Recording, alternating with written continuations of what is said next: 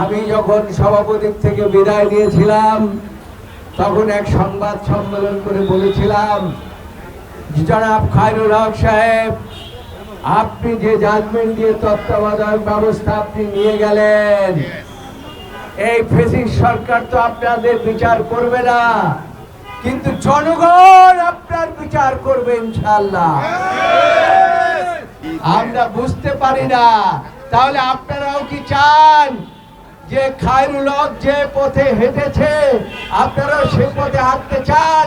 তাহলে জনগণ আপনাদেরও বিচার করবে, আপনারাও রক্ষা পাবেন না ইনশাআল্লাহ। কালা কোট যখন রাস্তায় নামে তখন কোন ফ্যাসিস্ট সরকার ক্ষমতায় থাকতে পারে না। দীর্ঘদিন যারা আন্দোলন করেছে তারা হাঁটবে।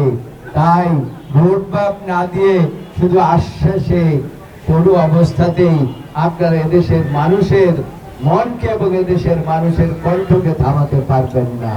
আমাদের কণ্ঠ জেগেছে, জাগবে, আরো জাগবে যতক্ষণ পর্যন্ত গণতন্ত্র বাস্তবায়িত না হবে।